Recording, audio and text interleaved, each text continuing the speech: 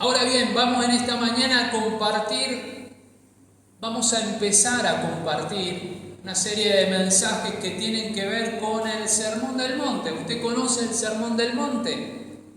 Es uno de los pasajes, una de las predicaciones centrales en la vida de Jesús, en las cuales Él viene a proponer algo que era ilógico para la época y para nuestra época sigue siendo ilógico. Jesús en ese Sermón del Monte expone algunos aspectos de la vida que muchos de los que estaban ahí reunidos no podían ver y aún nosotros no podemos ver, pero lo que Jesús viene a explicar, viene a traer, viene a compartir con los suyos y con nosotros hoy, tienen trascendencia eterna. Lo que Jesús viene a compartir viene a hablar con una cuestión de una realidad interior, viene a expresar lo que está secreto del Espíritu, aquello que solamente el Señor conoce con intimidad. La propuesta de Jesús que hace a esa gente en ese momento, en ese lugar, en ese espacio, tiene que ver con una invitación a poder mirar muchísimo más allá de las acciones. Tiene que ver con poder ver el estado de nuestros corazones.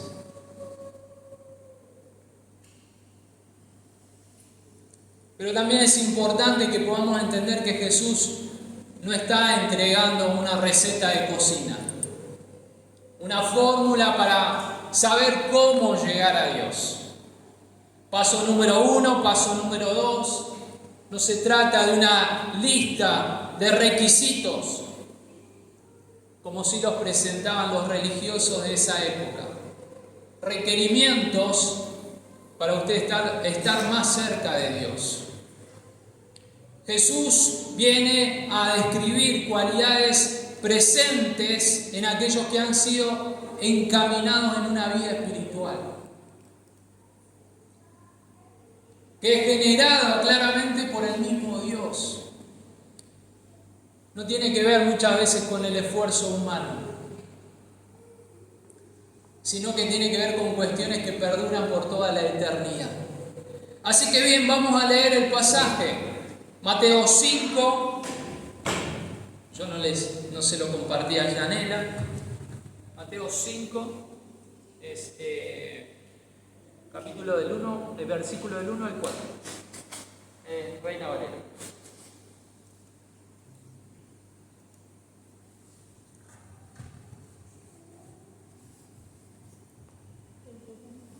Sí.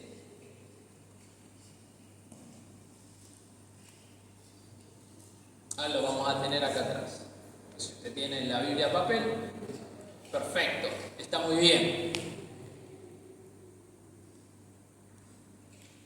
El pasaje que Jesús viene a compartir, este Sermón del Monte, es un fundamento para la construcción de su ministerio. Jesús viene a traer bases sólidas. Casi podríamos decir como las columnas de este edificio. Esas columnas son lo que sostienen toda la estructura. Y para abajo hay cuestiones que ni vemos, que seguramente para mantener todo este edificio fueron necesarias cavar hondo. Y un poco es eso lo que Jesús viene a traer, para construir, para edificar su reino. Él viene a traer un mensaje que es base, que es para que podamos andar consolidados, fuertes, firmes, por medio de esta propuesta. Y bien, dice el pasaje, versículo 1, viendo la multitud subió al monte y sentándose, vinieron a él sus discípulos. Y abriendo su boca les enseñaba, diciendo, bienaventurados los pobres en espíritu, porque de ellos es el reino de los cielos.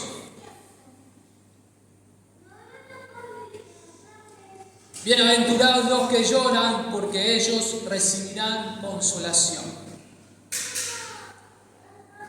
Leo el 3 y el 4 nuevamente, dice: bienaventurados los pobres en espíritu, porque de ellos es el reino de los cielos. Bienaventurados los que lloran, porque ellos recibirán consolación. El Sermón del Monte comienza con bienaventuranzas. La palabra bienaventurado no es una referencia a algo emocional. Describe mucho más que felicidad, porque usted tal vez en otra versión va a encontrar que dice felices, dichosos. Pero esta expresión tiene que ver con algo mucho más allá de una cuestión emocional. Tiene que ver con un estado de plenitud que experimenta la persona que ha sido tocada por Dios. Sos pleno, podríamos reemplazar la palabra bienaventurado por pleno. Se refiere a ese estado, un estado de plenitud. Esa persona que ha sido tocada por Dios está plena.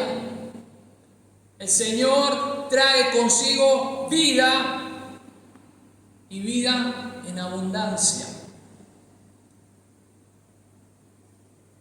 Y si yo tengo esa vida, pues entonces soy bienaventurado. Cuando Jesús abre su boca, dice el versículo 2, comenzó a proclamar esto. El deseo de Jesús era que las personas, que nosotros entendiéramos que valía y que vale la pena entregarse una vida con Dios. Lo que Jesús viene a describir es algo, como dijimos, es ilógico. Es contrario a lo que nosotros vemos y a lo que ellos percibían en sus lugares, en sus ámbitos. Jesús describe para ellos algo que es enteramente diferente al mundo mezquino, al mundo amargo, al mundo depresivo que los seguidores de Jesús conocían día a día. Y como dijimos, la primera bienaventuranza dice: los pobres en espíritu, porque de ellos es el reino de los cielos. Y en esto podríamos pensar, ¿qué significa ser pobre en espíritu? Muchas veces se asoció el ser pobre en espíritu con una pobreza también económica. Y se relacionó que si eras más pobre estabas más cerca de Dios. No sé si es a lo que refiere el texto. No sé si la intención de Jesús era esa puntualmente. ¿Cómo se produce esta pobreza? Podríamos pensar, haciendo una broma, acá en Argentina es fácil.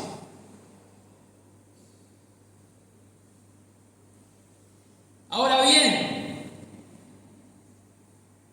pobres en espíritu.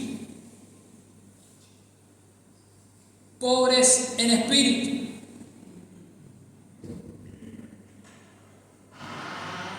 Y saben que tiene que ver con identificar el punto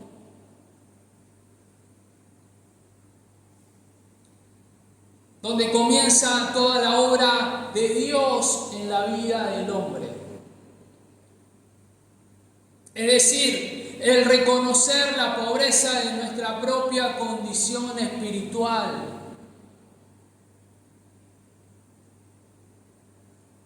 Es el resultado de ese momento de encuentro, de iluminación, de claridad, producido por el Señor y que hace que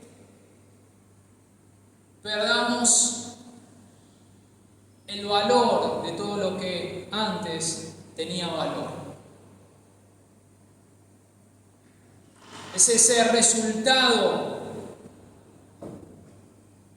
Vemos en nuestra vida que lo que considerábamos importante cuando el Señor irrumpe en nuestros corazones ya deja de ser, pasa a un segundo lugar.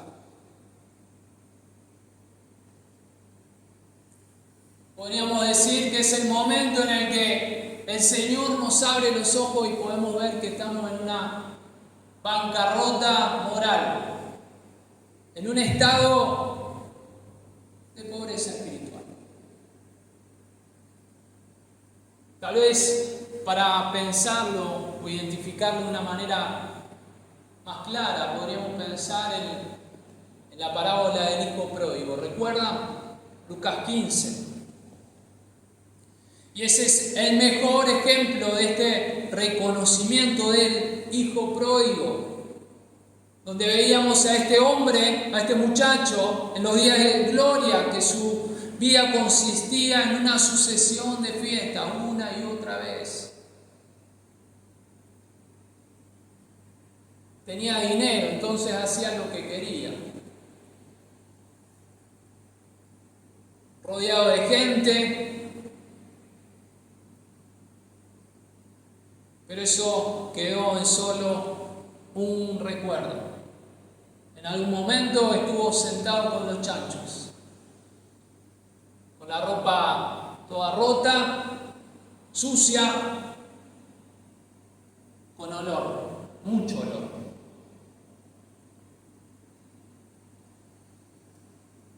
Con hambre, mucho hambre. Le quería robar la comida a los chanchos. Y dice que en ese momento, este muchacho vuelve en sí. Llegó a ese momento en el cual ve su verdadera condición. Y entiende que está absolutamente perdido y solo.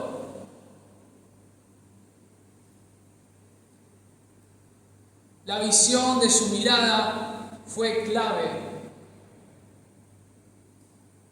en esa decisión de emprender el camino de regreso a casa.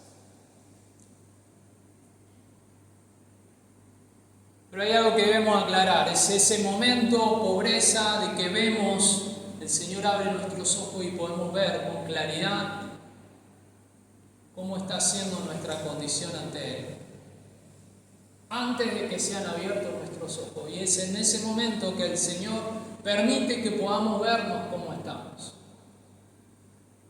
Pero también podemos mencionar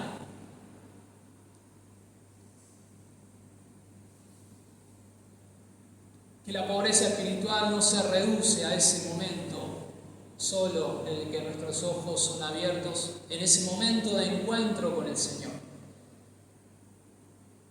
sino que a medida que transitamos la vida, caemos en posturas de soberbia, de altivez, de orgullo, por diferentes situaciones de nuestra rutina, de nuestro diario vivir. Y muchas veces con razón.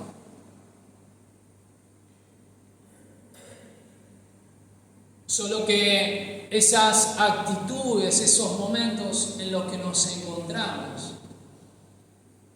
son contrarios al espíritu del reino.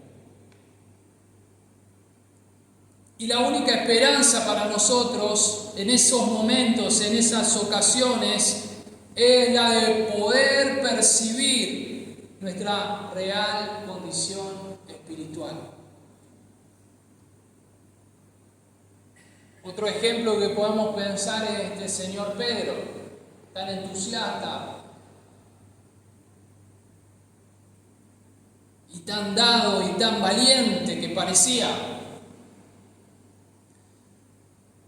Quiso dar testimonio de su fidelidad a Jesús. Dice: Señor, te sigo a donde sea.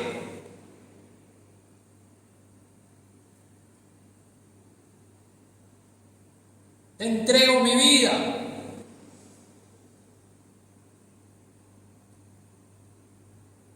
Conocemos todos el relato.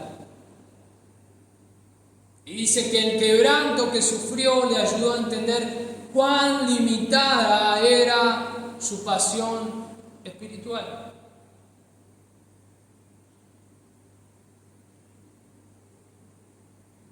Desde el momento en que él estaba ahí listo para entregar su vida, para seguirlo a Jesús, cuando vino el momento de la verdad,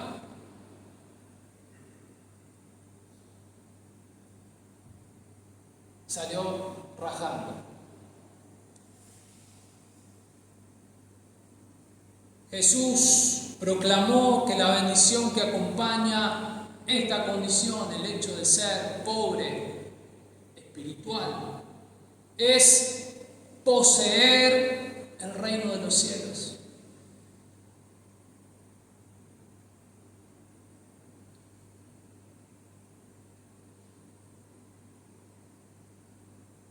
No podemos a veces dejar de notar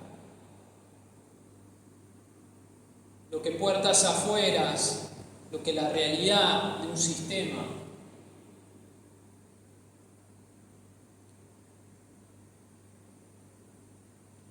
viene a recompensar, pero aquellos que se esfuerzan y que lo consiguen todo. En un sistema que no recompensa a los débiles, no recompensa a los humildes, y menos no recompensa a los pobres espirituales. Jesús viene a resignificar esta cuestión y viene a decir que estos pobres en espíritu tienen el reino de los cielos.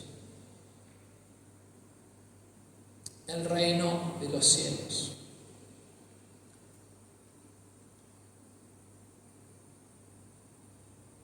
Las figuras que nosotros encontramos en un sistema muchas veces no tienen cabida en el reino de los cielos. Isaías 30:15 dice: en el arrepentimiento y en el reposo seréis salvos, en quietud y en confianza está vuestro poder.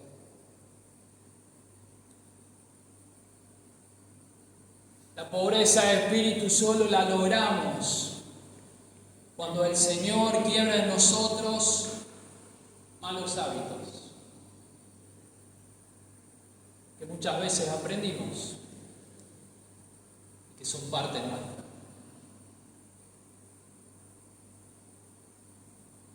Los caminos del Señor muchas veces no son compatibles con los del ser humano. Los exceden. Mucho más allá.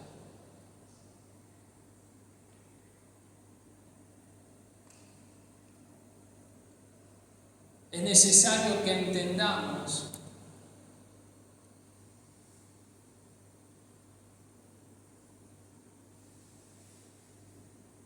que necesito reconocerme una vez, 2 veces, 3 veces.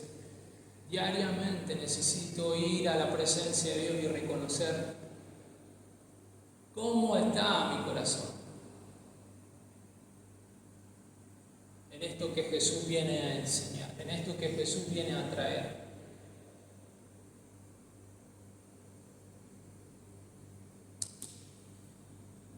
El segundo versículo que estamos pensando o que estamos meditando en esta mañana, el versículo 4, dice: bienaventurados los que lloran, porque ellos recibirán consolación.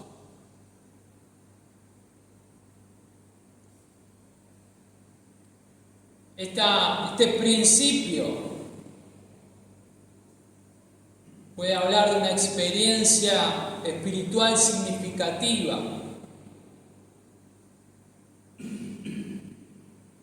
que puede radicar en reconocer, en ese momento que reconocemos que hay cosas, que hay hábitos que no están de acuerdo, que no están en sintonía con lo que Dios propone.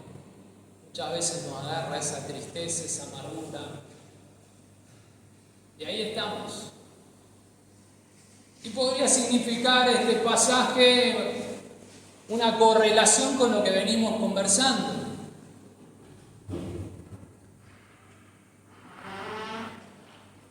Tal vez puede ser que alguno atraviesa algún momento de estabilidad económica y está muy bien, entonces piensa que, bueno, él no va a ser nunca pobre. Por ende, tal vez nunca pase estos momentos de estar llorando porque, qué sé yo,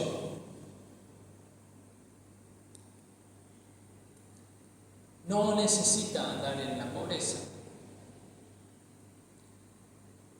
Pero a veces ignoramos lo más importante. Que hay cosas que hoy tenemos que no trascienden. ¿Son necesarias? Por supuesto, son necesarias. Pero lo más importante es poder quedarnos con aquellas cosas que trascienden, que van mucho más allá y que no las podemos llevar a donde vamos. Dice este pasaje: bienaventurados son los que lloran, pues ellos serán consolados. Como decíamos, percibir nuestra verdadera condición va de la mano de una profunda tristeza, porque entendemos cuán grande ha sido nuestra ofensa para con Dios. En su misericordia, Él permite que lloremos por nuestra pobreza espiritual, porque las lágrimas son el principio de nuestra sanidad. Es por eso que Jesús puede declarar confiado: sos bienaventurado si llorás, porque vas a ser consolado.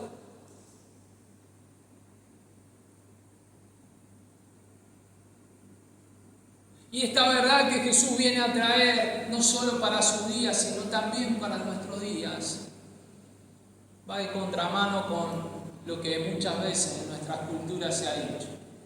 En el caso de los varones, no tenemos que llorar, y eso da una sensación o una idea de que si no llorás sos más fuerte y podés resistir, podés hacer frente a las situaciones de la vida porque vos aprendiste.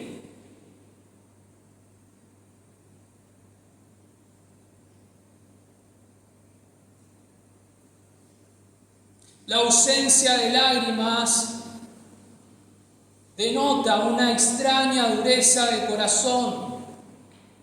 Ese es el producto de una falta de contacto con nuestra vida emocional.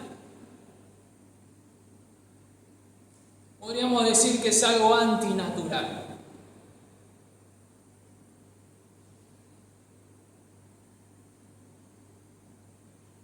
No es algo que a mí me pase, soy de lágrima fácil. No sé cómo será usted, pero a veces luchamos con un proceso que es natural, es algo propio de las emociones. Es cierto que muchas veces con el hecho de poder lidiar con algunas situaciones vamos reprimiendo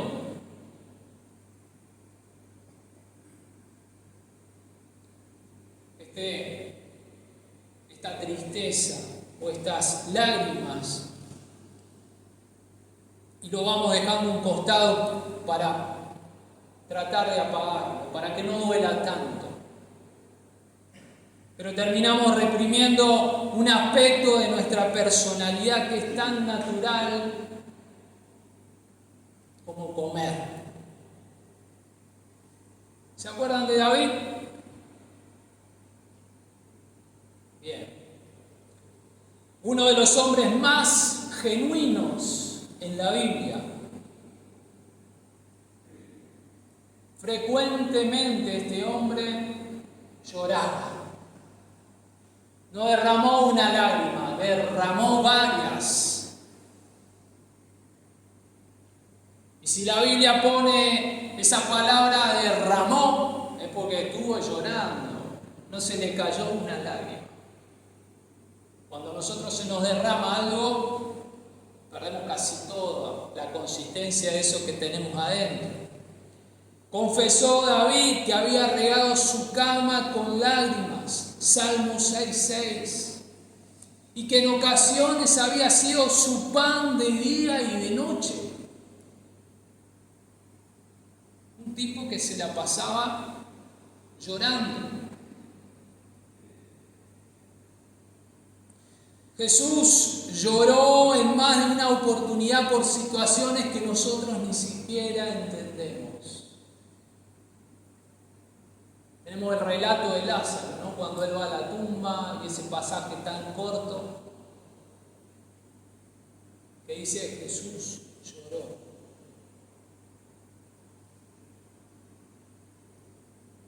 Seguramente hubo más ocasiones. Podemos pensar que en la cruz también lloró. Aunque no esté. Si a usted le duele algo, un golpecito cuando se agarra un dedo, duele y casi que se nos pianta una lágrima. Imagínense un par de latigazos, unos cuantos pares.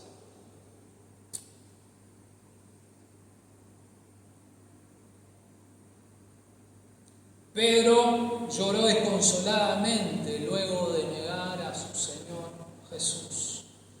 Los hermanos en Éfeso lloraron intensamente cuando Pablo les anunció que ya no los volvería a ver. Y esto nos lleva a pensar que hay una manera natural de expresar tristeza y una apertura al obrar de Dios. Tiene que ver con esto, lo que expresa Jesús en este sermón del monte. Declara que los que lloran son bienaventurados, son plenos. Sus lágrimas no los dejarán vacíos y solos. El llanto de origen espiritual no produce desconsuelo, sino que dice Pablo es para vida, es un llanto que es para arrepentimiento. En 2 Corintios 7:10. Pero lo interesante es que Dios, como un Dios de consolación, como un Dios presente, junto a ese momento de llanto viene la mano tierna de Dios, que consuela, a los que están afligidos y viene a secar sus lágrimas, porque Él es un Dios que sana a los quebrantados de corazón, dice el Salmo 147:3, que venda sus heridas.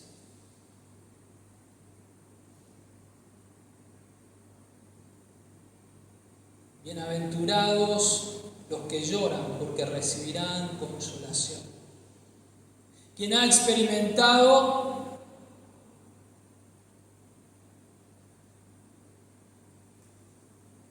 este momento, no solo de llanto, sino de consuelo, podemos sentir que Dios está y que viene y que es un Dios presente. A veces ese llanto es tan necesario como la idea, podemos pensar, de esa lluvia que cae en esa tierra seca.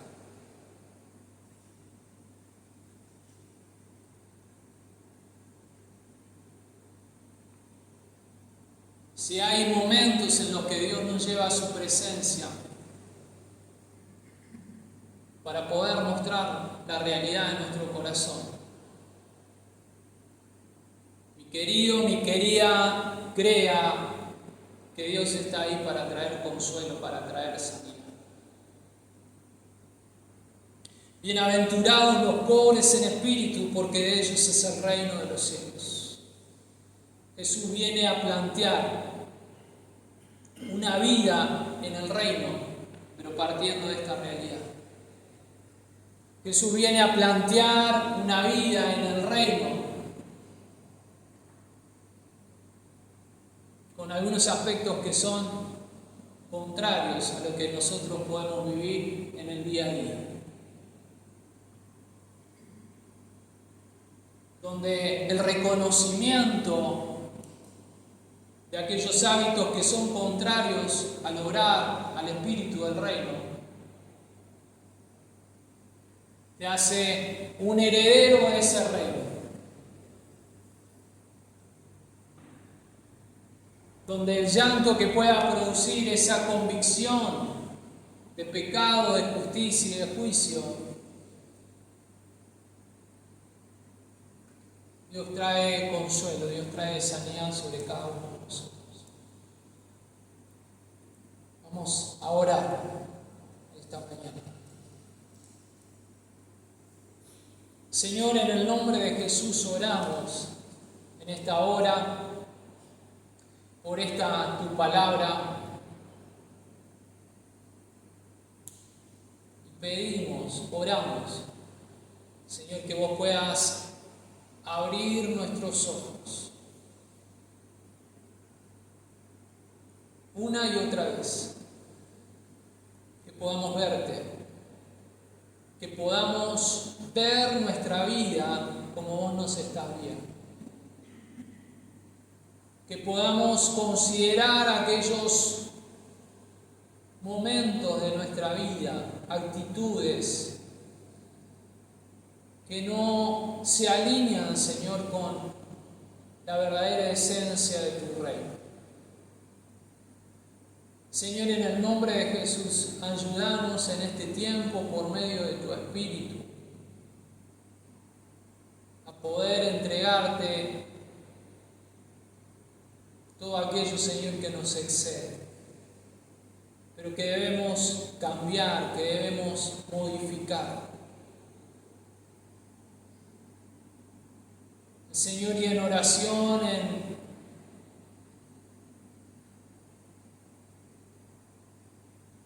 en vivir, en transitar la vida con vos, Señor, que vos puedas ir trabajando en nuestros corazones, para que podamos vivir la vida del reino.